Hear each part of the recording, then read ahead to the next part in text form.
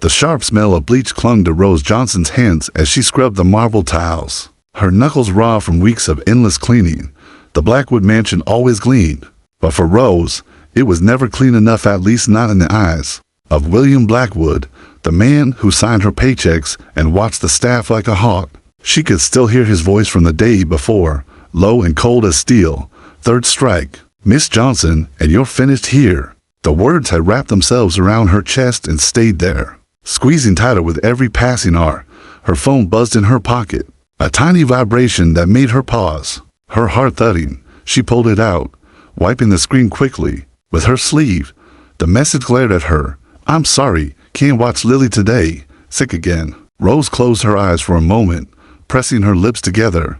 Her babysitter, reliable until a month ago, had been slipping, and Rose had been paying the price at work. Now the fragile balance of her world tilted once more. She checked the time. The 30 p.m. school pickup was in 30 minutes. Her boss's study was just down the hall, and she knew he hated interruptions. Her hands trembled as she scrubbed harder, though the sink already sparkled. "Please, not today," she whispered to herself. The mansion was too big, too cold, and she was already skating on thin ice. She could not lose this job.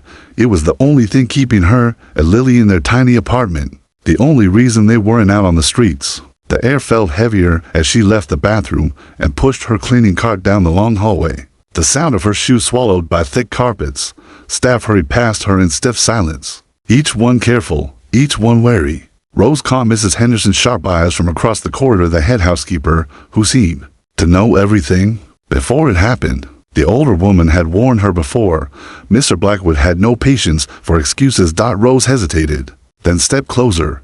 "Mrs. Henderson," she said softly, "my sitter canceled again. I need to pick Lily up." The housekeeper's lips tightened, her eyes flicking toward the closed study door. "You know the rules, Miss Johnson. He made your probation very clear." "I'll bring her back here," Rose pleaded. "She's quiet. She can sit in the laundry room until I'm done." "Please, for a moment." Mrs. Henderson said nothing. Her gaze softened slightly, though her voice stayed brisk. "Be quick, and keep her away from the second floor." Her eyes shifted toward the ceiling, where faint sobs still echoed down the grand staircase. "The boy hasn't stopped crying in 3 days. None of us can calm him." A shiver slid down Rose's spine. She had heard whispers about Thomas Blackwood, the 6-year-old heir to all this wealth. Since his mother's death in the car accident, the household had become a hushed, fragile place. The boy's cries filled the mansion at night, haunting the staff, doctors, nannies, therapists. None of them could stop the grief that had hollowed him out. Rose pressed her lips together, then grabbed her coat. "Thank you," she whispered, and hurried out. By the time she reached Westfield Elementary, the sun was already slipping lower, casting long shadows across the playground. Lily was waiting on the bench, her small backpack hugged to her chest, her dark curls falling into her eyes. Rose's chest ached as she rushed to kneel in front of her. "I'm so sorry, baby." Lily smiled, the gap from her missing front tooth showing. "It's okay, Mommy. Miss Perkins let me help sort the books." Rose hugged her tightly, breathing in the familiar scent of crayons and shampoo. "Listen, sweetheart, I have to go. Back to work. You'll have to come with me today. You need to be extra quiet. It's a very fancy house, the Castle House." Lily's eyes widened with awe. Rose had called it that once, offhand, when describing the mansion. "You said I could see it someday." Rose smoothed back her daughter's curls, guilt weighing down her chest. "This isn't a field trip, Lily. You need to sit quietly while I work. Do you understand?" "Yes, Mommy." Back at the mansion, Rose slipped Lily through the service entrance, her heart pounding with every step. The laundry room hummed with the sound of machines, the warmth wrapping around them. Rose set her daughter in the corner with her backpack. "Stay here. I'll be done in 3 hours. Then we'll go home for mac and cheese." "The kind with the shapes?" Lily asked hopefully. Rose smiled, though her throat ached.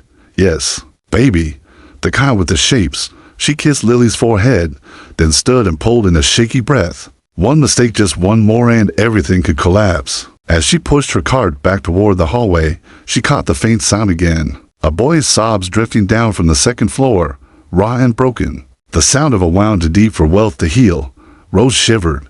She didn't know then, as she turned away, that her daughter's small hands and a bent straw would soon change. Everything the Blackwood mansion thought it knew about loss and about love. The hallway outside Thomas Blackwood's room was quiet, too quiet, the kind of silence that made Rose's skin prickle. She pushed her cleaning cart along, forcing herself to ignore the faint whimpers she could hear behind the closed door. The boys' cries had become the pulse of the mansion, sometimes sharp and piercing, sometimes low and broken, but always there, echoing through the endless rooms like a reminder of everything money couldn't fix.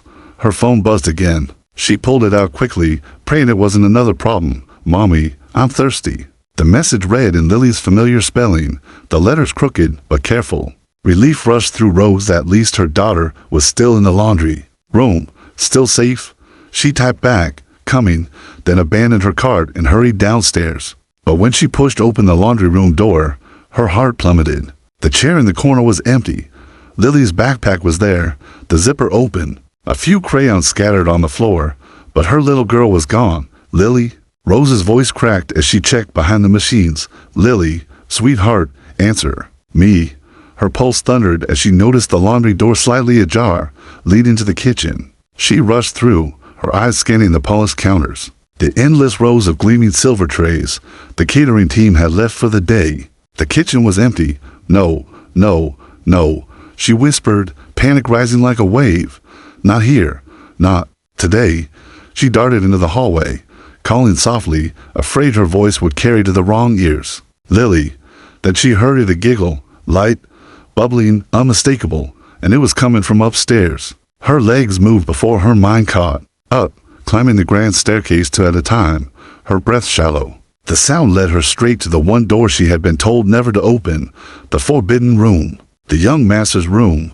The door was cracked just slightly, enough for her to peer inside. Her breath caught.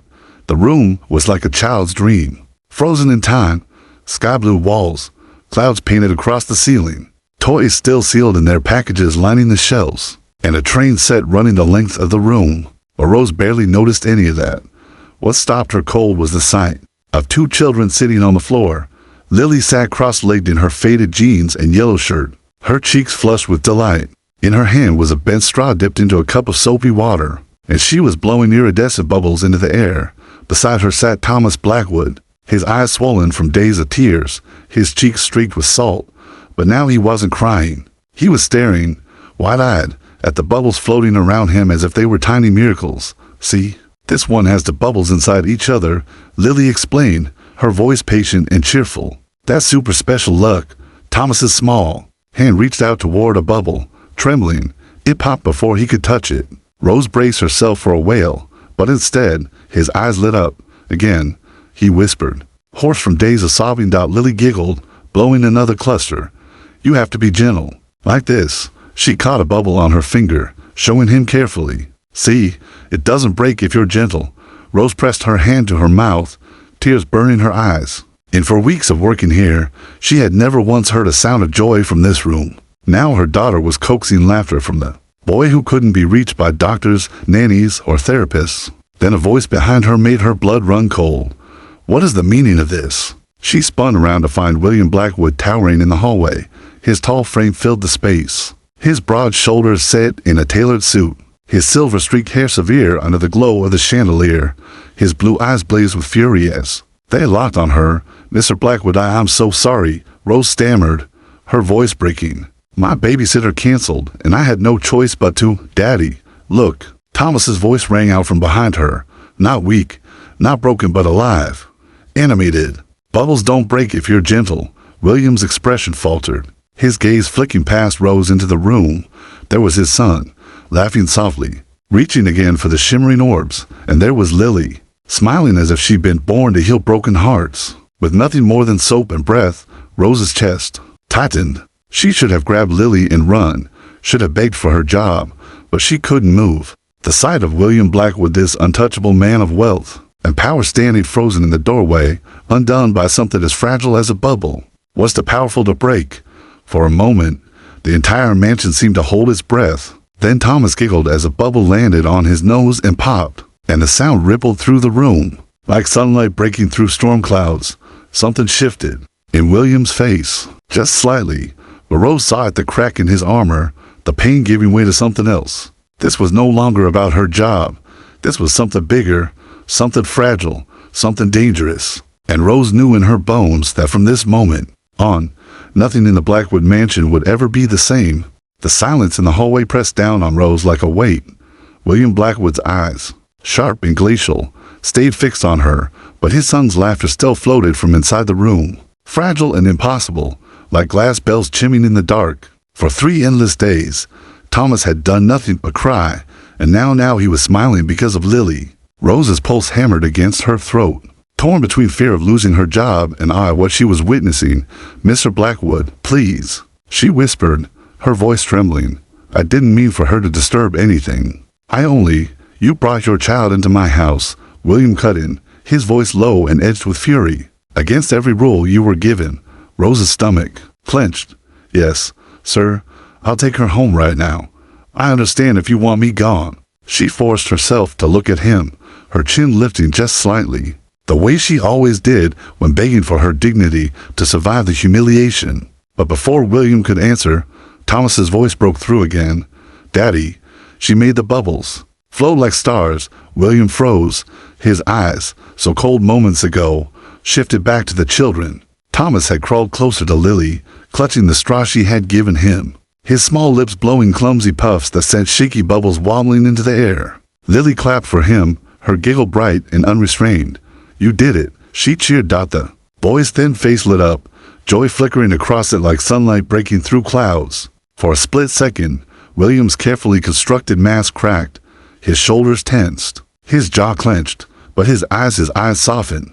He cleared his throat, his voice dropping lower, almost unsteady. "Mrs. Henderson tells me you've had issues with childcare." Rose swallowed hard, her cheeks burning. "Yes, sir, I am a single mother. Sometimes plans fall apart. I know it's not professional, but I'm doing my best." Her voice trembled, but she held his gaze. "I'll accept whatever decision you make." William's eyes lingered on her, searching, weighing.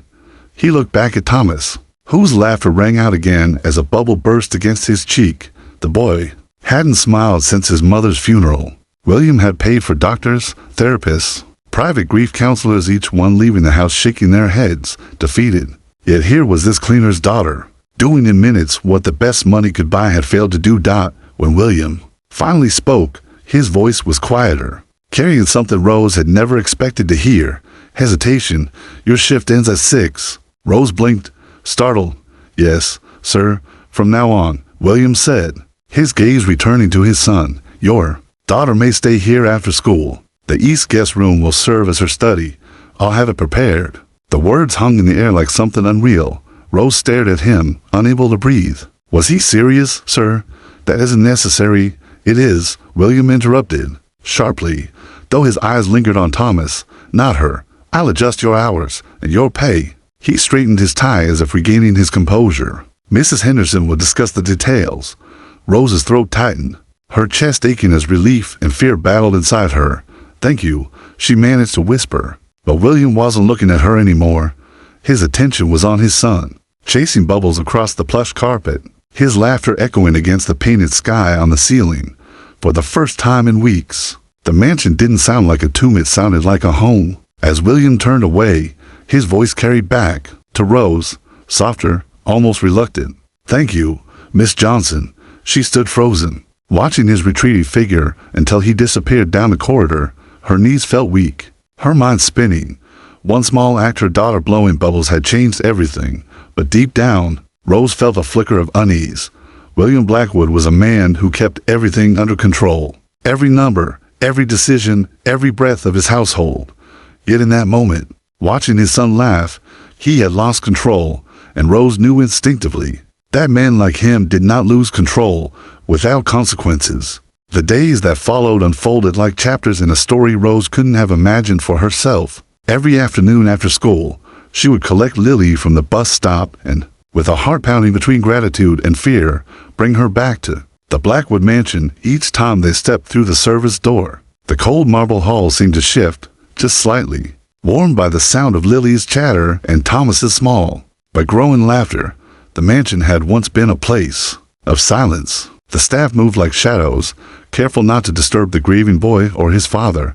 But now, As Lily and Thomas created their bubble games in the upstairs room, the air grew lighter. The oppressive grief seemed to lift a fraction, replaced by bursts of giggles that traveled down the hallways. Even Mrs. Henderson, who once scolded Rose with every glance, began pausing by the doorway, her severe lips twitching at the sight of Thomas racing across the carpet after floating spheres of soap. Rose noticed the change most in the small things. The polished wood of the grand staircase no longer seemed so cold. When children's footsteps echoed against it, the kitchen staff, who once spoke only in hushed tones, began trading stories about the games they overheard: cloud castles, bubble races, rainbow orbs drifting through sunlight.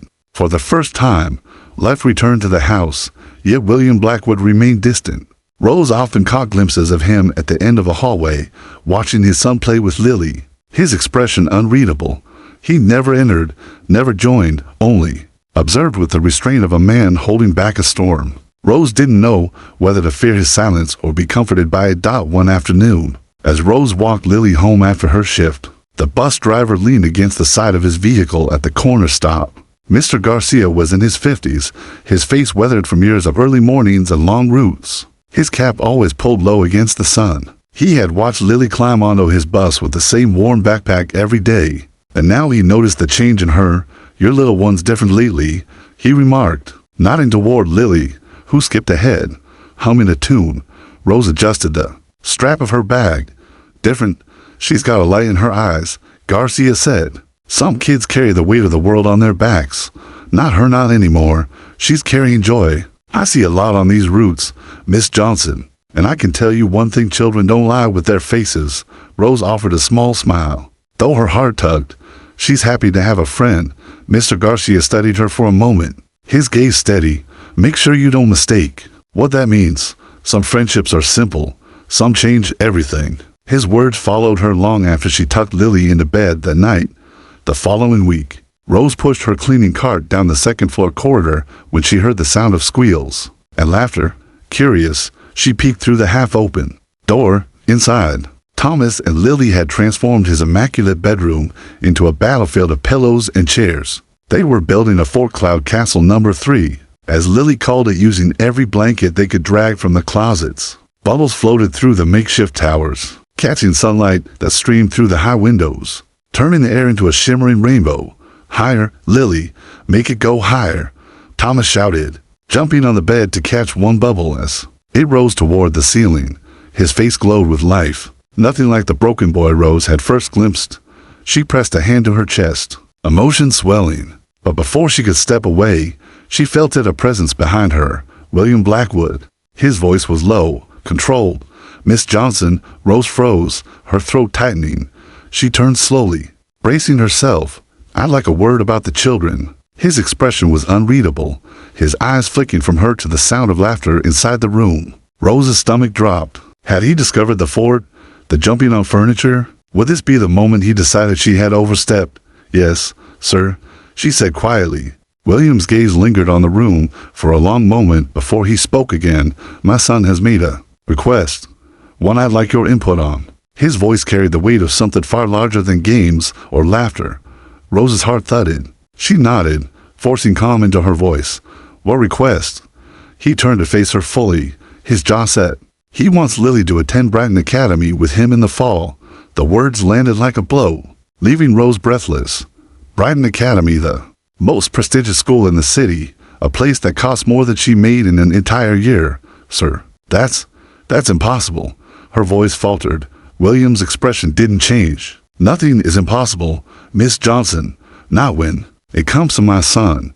Behind him, another bubble floated out of the room, catching the light before it popped. The sound of Lily's laughter drifted out with it, innocent and pure, while the weight of William's offer pressed down on Rose like a storm gathering on the horizon. For the first time since she entered the Blackwood mansion, Rose realized this was no longer just about survival.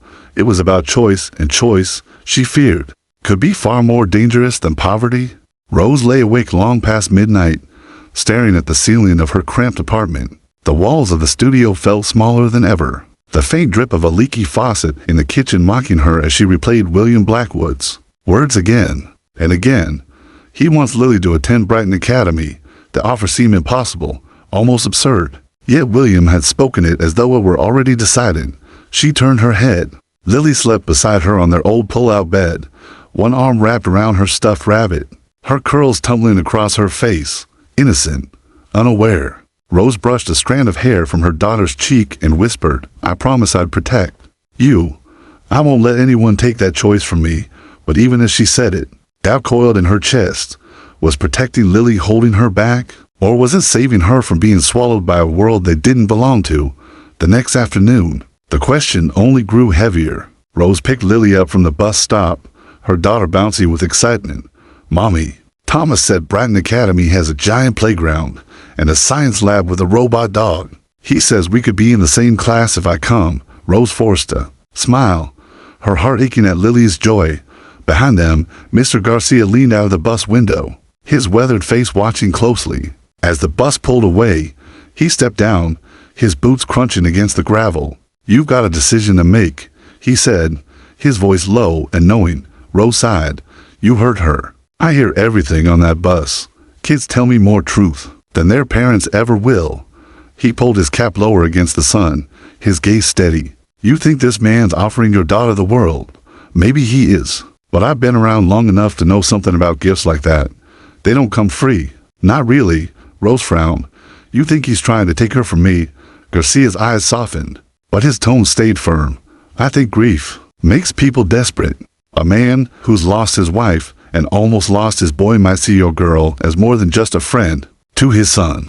He might see her as an answer, maybe even a replacement. You need to ask yourself if you're ready for that." The words lodged in Rose's chest like stones. That evening, as she cleaned the mansion's library, she overheard voices drifting from the servants' corridor. Two maids whispered, their tones urgent. "They say Mr. Blackwood asked the academy board about fast-tracking an application already. But isn't the girl just the cleaner's daughter? Doesn't matter. The headmaster won't say no to Blackwood money." Rose's heart pounded. So it wasn't just a suggestion, it was already in motion. When she confronted William later that night, he was in his study, his desk lit by a single brass lamp. He didn't look up when she entered, his pen scratching against paper. "Mr. Blackwood, I need to talk about Brighton Academy." "Of course," he said evenly, still writing. "I assume you've considered the offer." "I have," Rose replied, her voice trembling, "and I think Lily's fine where she is. She has friends, teachers who know her. She's thriving." Finally, he looked up, his blue eyes sharp as ice. "Thriving? In a public school that can barely afford books. Brighton can give her a future you cannot. Miss Johnson, advanced curriculum, connections, safety. You're thinking like a mother. I'm asking you to think like someone who cares about her future." The words stung like a slap. Rose's pride rose hot in her chest. "I am thinking about her future with me. I won't let her be swallowed by a world where she'll be seen as less because of where she comes from." For the first time, William's mask cracked. He leaned back, his voice low. "Ra, do you think I don't know what it means to lose a child? My wife is gone, and I was losing Thomas piece by piece. Then your daughter walked in, and suddenly he laughed. He lived. You can't begin to understand what that means." His voice caught, and for a heartbeat, Rose saw not the billionaire, not the employer, but a broken man climbed for something to hold onto. "I can't lose that again," he finished, almost a whisper. The words chilled her. "Lose what? His son or Lily too?" Before Rose could respond, a sudden crash rang from upstairs. Both of them bolted from the study, racing toward Thomas's room. They found the children in a heap of blankets and pillows. Their cloud castle collapsed in a tangle of laughter. Thomas froze when he saw his father, guilt flickering across his face. "I'm sorry, Daddy. We were being careful." His voice was polite, formal, as though speaking to a stranger. Rose's heart twisted at the distance between father and son, but Lily, unafraid, spoke up. "It was my fault, Mr. Blackwood. We were trying to make a rainbow tunnel for the bubbles. Want to see how it works." For a long, tense moment, silence held the room. Rose braced for William's sharp rebuke, but then, to her shock, he removed his suit jacket, folded it neatly over a chair, and lowered himself to the carpet beside them. "Show me," he said simply. The children's faces lit up. Lily clapped, Thomas giggled, and for the first time, Rose saw William Blackwood not as the ruthless master of the mansion, but as a man sitting on the floor, chasing soap bubbles with children. And yet, even as laughter filled the room, Rose felt her unease deepen. She knew storms didn't vanish overnight, they only gathered, waiting for their moment. And in that moment, she couldn't shake the fear that this storm was coming straight for her and Lily. The storm arrived not with thunder, but with whispers. Rose first noticed it in the way the mansion staff paused their conversations. When she entered a room, their eyes flickered toward her, then back to their folded linens or polished trays. But their voices carried the weight of secrets that had already begun to spread. One morning, as she bent over a crystal vase in the dining hall, she caught the hiss of the footman in the corridor. "They say he's rewriting his will," one murmured. "For the boy," the other whispered back.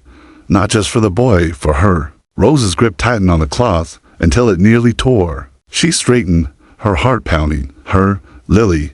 The words echoed all through her shift, their meaning gnawing at her. When she went to fetch towels from the linen closet, she overheard another hushed exchange, this time from Mrs. Henderson herself.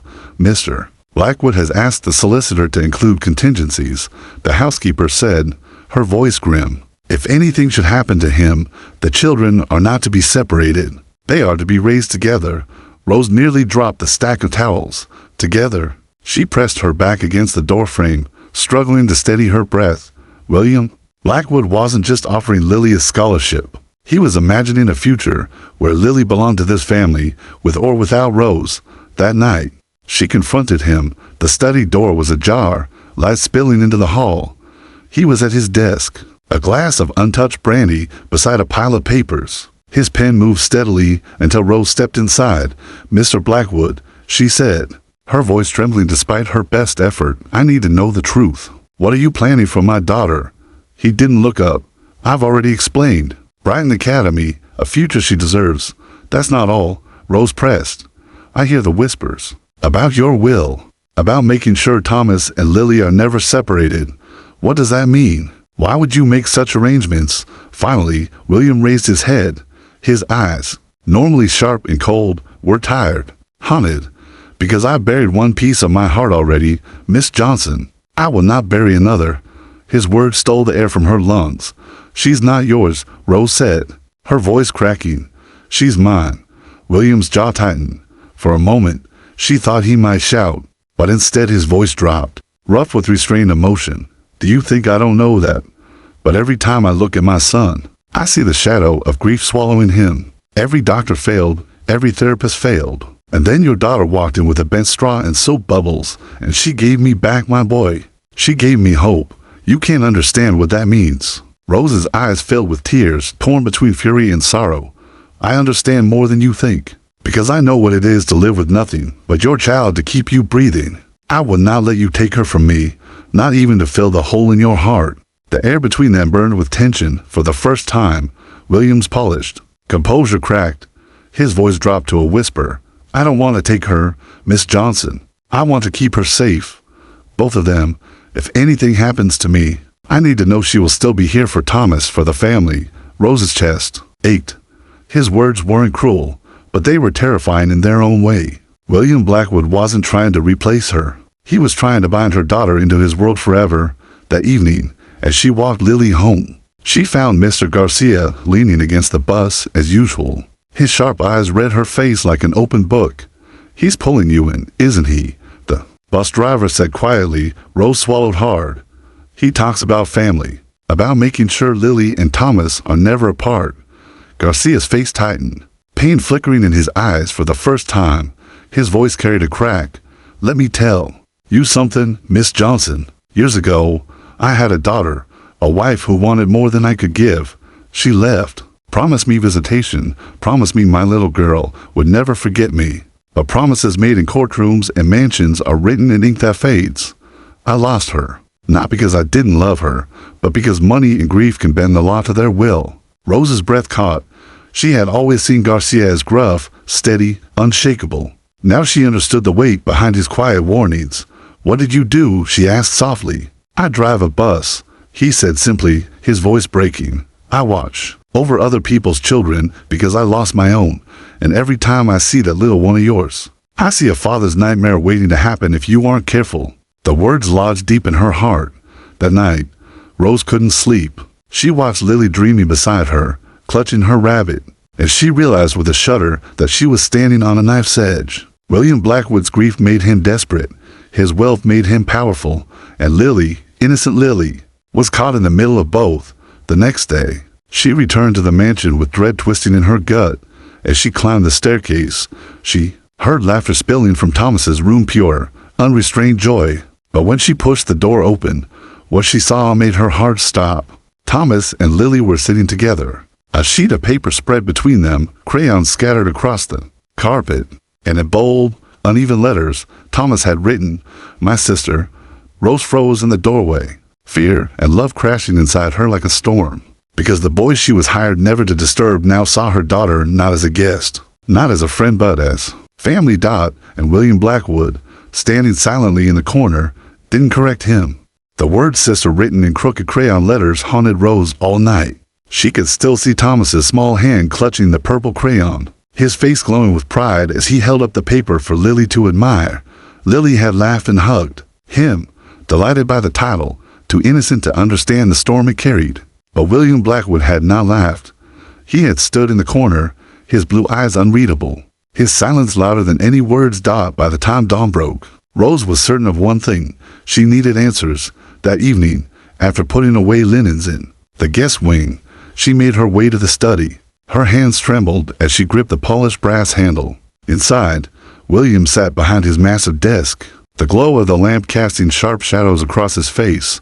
He looked up when she entered, and for the first time, she saw how tired he truly was. Lines etched deep around his eyes, grief carved into his features like stone.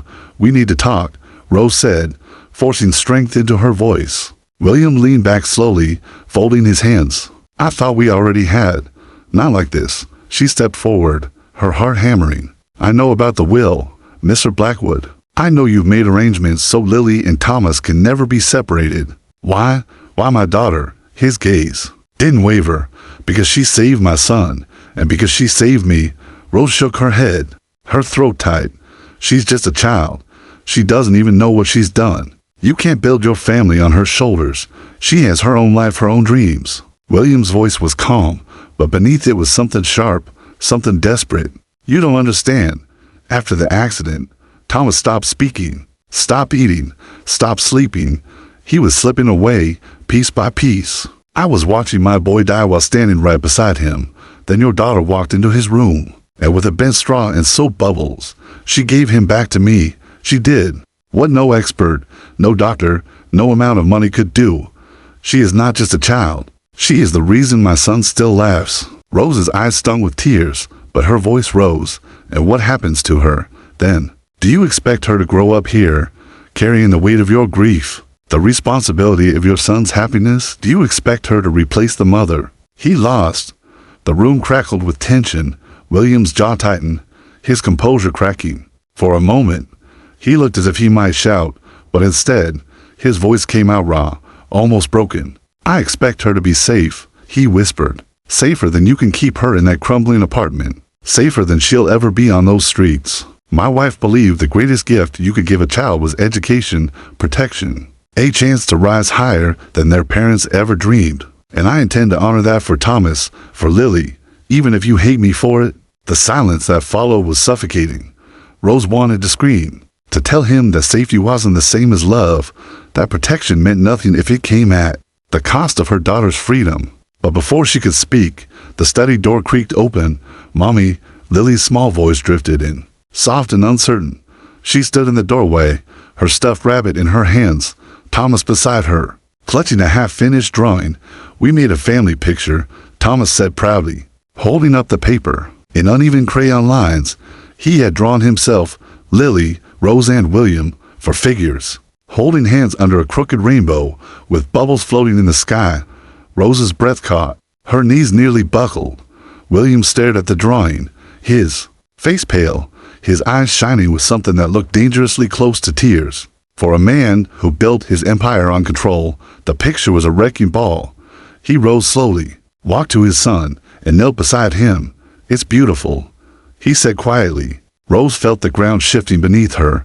The walls she had built to protect Lily were crumbling under the weight of one truth.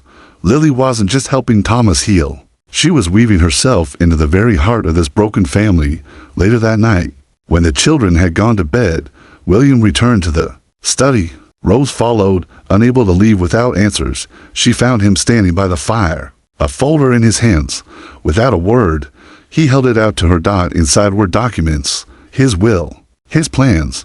Rose's eyes scanned the pages, her breath catching. In the event of my passing, guardianship of Thomas Blackwood is to be shared with Rose Johnson, with full custodial rights granted to her for her daughter, Lily Johnson. Both children are to be raised together, with financial provisions ensured. Her hands shook. You've made me guardian of your son. William's voice was steady, but his eyes were haunted. If something happens to me, I trust no one else. You've given him life again. I need to know he'll never return to that silence, that he'll have her, that he'll have you. Rose's heart pounded. Fear, gratitude, anger, hope, they all collided inside her, leaving her breathless. You're binding us to you, she whispered. I'm binding us to each other, William said softly. And in that moment, Rose understood the shocking truth. He wasn't just offering charity, or control, or even gratitude. He was offering something far more dangerous. Family. The final bubble of innocence had burst. And yet, as she looked at her sleeping daughter later that night, Rose couldn't deny it. Maybe, just maybe, this was the family Lily had been waiting for all along.